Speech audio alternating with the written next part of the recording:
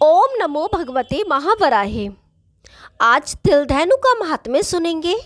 पृथ्वी बोली, भगवान अव्यक्त जन्मा ब्रह्मा जी के शरीर से जो 8 भुजाओं वाली गायत्री नाम की माया प्रकट हुई और जिन्होंने चैत्रासुर के साथ युद्ध कर उसका वध किया, उन्हीं देवी ने देवताओं का कार्य सिद्ध करने के विचार से नंदा नाम धारण किया तथा उन्हीं देवी ने महिषासुर का भी वध किया।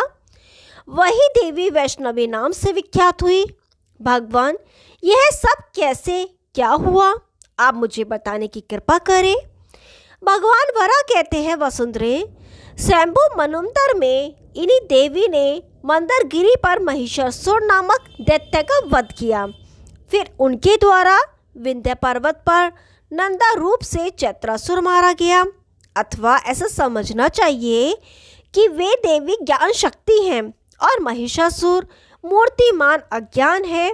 देवी, अब मैं 5 प्रकार के पातक को ध्वंस करने का उपाय बताता हूँ। सुनो, भगवान विष्णु देवताओं के भी देवता हैं। उनका यजन करने से पुत्र और धन प्राप्त होते हैं। इस जन्म में जो पुरुष दरिद्रता, व्याधि और कुष्ठ रोग से दुखी होते हैं, जिनके पास लक्ष्मी नहीं है, पुत्र का अभाव है, वह इस यज्ञ के प्रभाव से तुरंत ही धनवान, दीर्घायु, पुत्रवान एवं सुखी हो जाता है। इसमें प्रधान कारण मंडल में विराजमान लक्ष्मी देवी के साथ भगवान नारायण का दर्शन ही है। भगवान नारायण परम देवता हैं। देवी विधान पूर्वक जो उनका दर्शन करता है और कार्तिक महीने के शुक्ल पक्ष की द्वादशी तिथि के दिन आचार्य प्रदत्त मंत्र का उच्चारण करते हुए उन देवता का यजन करता है, अथवा संपूर्ण द्वादशी तिथियों के दिन या संक्रांति एवं सूर्य ग्रहण एवं चंद्र ग्रहण के अवसर पर गुरु के आदेशानुसार जो उनकी पूजा एवं दर्शन करता है, उस पर श्री हरि तुरंत ही प्रसन्न हो जाते हैं, उसके पाप दूर भाग जाते हैं। साथ ही उस पर अन्य देवता भी प्रसन्न हो जाते हैं, इसमें कोई संशय नहीं है। ब्राह्मण, क्षत्रिय और वैश्य तीनों वर्ण भक्ति के अधिकारी हैं। गुरु को चाहिए जाति, सोच और क्रिया आदि के द्वारा 1 वर्ष तक उनकी परीक्षा करे। 1 वर्ष तक शिष्य गुरु में श्रद्धा रखते हुए उनमें भगवान विष्णु की भावना करके अचल भक्ति करे। वर्ष पूरा होने पर वे गुरु से प्रार्थना करे, भगवान, अब तपस्या के महान धनी पुरुष विराजमान है और मेरे सामने प्रत्यक्ष है। हम चाहते हैं कि आपकी कृपा से संसार रूपी समुद्र को पार कराने वाला ज्ञान प्राप्त हो जाए। साथ ही संसार में सुख देने वाली लक्ष्मी भी हमें अभिष्ट है। विद्वान पुरुष गुरु की पूजा भी विष्णु के समान करें। श्रद्धालु पुरुष कार्तिक मास की शुक्ला दशमी तिथि को दूध वाले वृक्ष का मंत्र सहित दंत काष्ठ ले और उससे मुंह धोए। फिर रात्रि भोजन के बाद साधक देवेश्वर भगवान श्री हरि के सामने सो जाए। रात में जो स्वप्न दिखाई पड़े उसे गुरु के सामने व्यक्त करना चाहिए और गुरु को भी इन सपनों में कौन सा शुभ है और कौन सा अशुभ, इस पर विचार करना चाहिए। फिर एकादशी के दिन उपवास रहकर स्नान करके व्रती पुरुष देवालय में जाए। वहाँ गुरु को चाहिए कि निश्चित की हुई भूमि पर मंडल बनाकर उस पर 16 पंखुड़ियों वाला एक कमल तथा सर्वतोभृद चक्र लिखे, अथवा सफेद वस्त्र से 8 पत्र वाला कमल बनाकर उस पर देवताओं को अंकित करें। उस चक्र को फिर यत्न से उजले वस्त्र से ऐसा आवेष्टित करे कि वह वस्त्र नेत्रबंध अर्थात उस मंडल देवता की प्रसन्नता का भी साधक बन जाए। वर्ण के अनुक्रम से शिष्यों को मंडप में प्रवेश करने के लिए गुरु आज्ञा दे।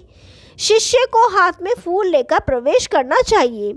9 भागों वाले मंडल में क्रमशः पूर्व, अग्निकोण, दक्षिण, नैऋत्य, पश्चिम, वायव्य, उत्तर और ईशान आदि दिशाओं में लोकपाल सहित इंद्र, अग्निदेव, यमराज, नृत्यकी, वरुण, वायु, कुबेर और रुद्र की स्थापना तथा पूजा करें। मध्य भाग में परम प्रभु श्री विष्णु की अर्चना करनी चाहिए।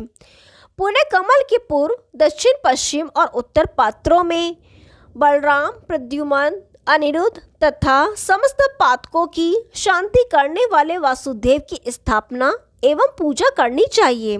ईशान कोण में शंख की, अग्नि कोण में चक्र की, दक्षिण में गदा की और वायव्य कोण में पद्म की स्थापना एवं पूजा करनी चाहिए। ईशान कोण में मूसल की एवं दक्षिण में गरुड़ की तथा देवेश विष्णु के वाम भाग में बुद्धिमान पुरुष लक्ष्मी जी की स्थापना एवं पूजा करें। प्रधान देवता के सामने धनुष और खड़ग की स्थापना करें। नवे दल में श्रीवत्स और कौस्तुभमणि की कल्पना करनी चाहिए। फिर 8 दिशा में विधान के अनुसार 8 कलश स्थापित कर बीच में नवे प्रधान विष्णु कलश की स्थापना करनी चाहिए। फिर उन कलशों पर 8 लोकपालों तथा भगवान विष्णु की विधि पूर्वक पूजा करनी चाहिए। साधक को यदि मुक्ति की इच्छा हो तो विष्णु कलश से, लक्ष्मी की इच्छा हो तो इंद्र कलश से, प्रभु संतान की इच्छा हो तो अग्निकोण के कलश से, मृत्यु पर विजय पाने की इच्छा हो तो दक्षिण की कलश से, दुष्टों का दमन करने की इच्छा हो तो नीति कोण से, शांति पाने की इच्छा हो तो वरुण कलश से, पापनाश की इच्छा हो तो वायव्य कोण के कलश से, धन प्राप्ति की इच्छा हो तो उत्तर के कलश से तथा ज्ञान की इच्छा तथा लोकपाल पद पाने की कामना हो तो वह रुद्र कलश से स्नान करे। किसी एक कलश के इस जल से स्नान करने पर भी मनुष्य संपूर्ण पापों से छूट जाता है। यदि साधक ब्राह्मण है तो उसे अव्याहत ज्ञान होता है। नवों कलशों से स्नान करने से तो मनुष्य पाप मुक्त होकर साक्षात भगवान विष्णु के तुल्य सर्वत्र परिपूर्ण हो जाता है। पूजा के अंत में गुरु की आज्ञा से सबकी प्रदक्षिणा करें। फिर गुरुदेव प्राणायाम सहित आग्नेय एवं वारुणी धारणा द्वारा विधि पूर्वक शिष्य का अंतरणकरण शुद्ध कर उसे सोमरस से आप्यायित कर दीक्षा के प्रतीक्षा वचन सुनाए। इस प्रकार ब्राह्मणों, वेदों, विष्णु, ब्रह्मा, रुद्र, आदित्य, अग्नि, लोकपाल, ग्रहों, वैष्णव पुरुषों और गुरु के सम्मान करने वाले पुरुष को दीक्षा द्वारा शीघ्र सिद्धि प्राप्त होती है। दीक्षा के अंत में प्रज्वलित अग्नि में ओम नमो भगवते सर्वरूपणे होम फट स्वाहा इस 16 अक्षर वाले मंत्र द्वारा हवन की विधि है। गर्भाधान आदि संस्कार में जैसी हवन की क्रियाएं होती हैं वैसी ही यहाँ भी कर्तव्य है। हवन के बाद यदि दीक्षा प्राप्त शिष्य किसी देश का राजा हो तो वह गुरु के लिए हाथी, घोड़ा, स्वर्ण, अन्न और गांव आदि अर्पण करे। यदि दीक्षित साधक मध्यम श्रेणी का व्यक्ति है तो वह साधारण दक्षिणा दे। दीक्षा के अंत में साधक पुरुष यदि वरा पुराण सुनता है तो उससे सभी वेद, पुराण और संपूर्ण मंत्रों के जप का फल प्राप्त होता है। पुष्कर तीर्थ, प्रयाग, गंगा सागर संगम, देवालय, कुरुक्षेत्र, वाराणसी ग्रहण तथा विषुव योग में उत्पन्न जप करने वाले को जो फल प्राप्त होता है उससे दूना फल जो दीक्षित पुरुष इस वरा पुराण को सुनता है उसे प्राप्त होता है। प्राणियों को धारण करने वाली पृथ्वी देवी देवता लोग भी ऐसी कामना करते हैं कि कब ऐसा सुअवसर प्राप्त होगा जब हम भारतवर्ष में हमारा जन्म होगा और हम दीक्षा प्राप्त कर किसी प्रकार से षोडश कलात्मक वरा पुराण सुन सकेंगे तथा इस देह का त्याग कर उस परम स्थान को जाएंगे जहाँ से पुनः वापस नहीं होना पड़ता। अन्न दान के विषय में महात्मा वशिष्ठ एवं श्वेत का संवादात्मक एक बहुत पुराना इतिहास सच्ची कथा कही जाती है।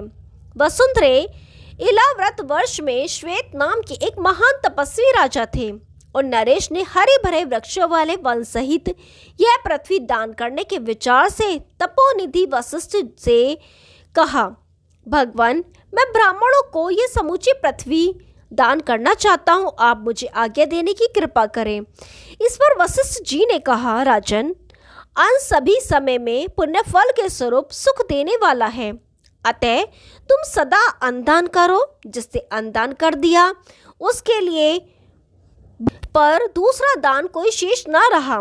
संपूर्ण दानों में अन्नदान ही श्रेष्ठ है। अन्न से ही प्राणी जीवन धारण करते और बढ़ते हैं। अतः राजन, तुम प्रयत्न पूर्वक अन्न दान करो। किंतु राजा श्वेत ने वैसा न कर बहुत से हाथी, घोड़े, रत्न, वस्त्र, आभूषण, धन धान्य से पूर्ण अनेक नगर एवं खजाने में जो धन था उसे ही ब्राह्मणों को बुलाकर दान किया। एक समय की बात है, उत्तम धर्म के ज्ञाता राजा श्वेत ने संपूर्ण पृथ्वी पर विजय प्राप्त करके अपने पुरोहित वशिष्ठ जी से, जो जब कर्ताओं में सर्वोत्तम माने जाते हैं, कहा, भगवान, मैं 1000 अश्वमेध यज्ञ करना चाहता हूँ। फिर राजा श्वेत ने उनकी अनुमति से यज्ञ कर ब्राह्मणों को बहुत से सोना, चांदी और रत्न दान में दिए, किंतु उन राजा ने उस समय भी अन्न और जल का दान नहीं किया, क्योंकि वे अन्न और जल को तुच्छ वस्तु समझते थे। अंत में काल धर्म के वश होकर जब वे परलोक पहुंचे तो वहां उन्हें भूख और विशेषकर प्यास सताने लगी। अतः वे अप्सराओं सहित स्वर्ग को छोड़कर श्वेत पर्वत पर पहुंचे। उनके पूर्व जन्म का शरीर उस समय भस्म हो गया था। अतः भूखे राजा श्वेत ने अपनी हड्डियों को एकत्र कर चाटना प्रारंभ किया। फिर विमान पर चढ़कर वे स्वर्ग में गए। इसी प्रकार बहुत समय व्यतीत हो जाने के बाद उत्तम वृत्ति उन राजा श्वेत को महात्मा वशिष्ठ ने अपनी हड्डियां चाटते हुए देखा। उन्होंने पूछा, राजन, तुम अपनी हड्डी क्यों चाट रहे हो? महात्मा वशिष्ठ के ऐसी बात कहने पर राजा श्वेत ने उन मुनिवर से ये वचन कहे, भगवान, मुझे क्षुधा सता रही है। मुनिवर, पूर्व जन्म में मैंने अन्न और जल का दान नहीं किया, अतः इस समय मुझे भूख प्यास कष्ट दे रही है। राजा श्वेत के ऐसा कहने पर मुनिवर वशिष्ठ ने पुनः उनसे कहा, राजेंद्र, मैं तुम्हारे लिए क्या करूं? अदत्त दान का फल किसी प्राणी को नहीं मिलता। रत्न और स्वर्ण का दान करने से मनुष्य संपत्तिशाली तो बन सकता है, पर अन्न और जल देने से उसकी सभी कामनाएं सिद्ध हो जाती हैं। वह सर्वथा त्यक्त हो जाता है। राजन, तुम्हारी समझ में अन्न अत्यंत तुच्छ वस्तु थी, अतः तुमने उसका दान नहीं किया। राजा श्वेत बोले, अब मेरी जिसने अन्न दान नहीं किया तृप्ति कैसे होगी, यह मैं सिर झुकाकर आपसे पूछता हूँ। महामने, बताने की कृपा कीजिए। वशिष्ठ जी ने कहा, अनग, इसका एक उपाय है, उसे सुनो। पूर्व काल में विनीताश्व नाम के एक बड़े प्रसिद्ध राजा हो चुके हैं। उन नरेश ने कई अश्वमेध यज्ञ किए।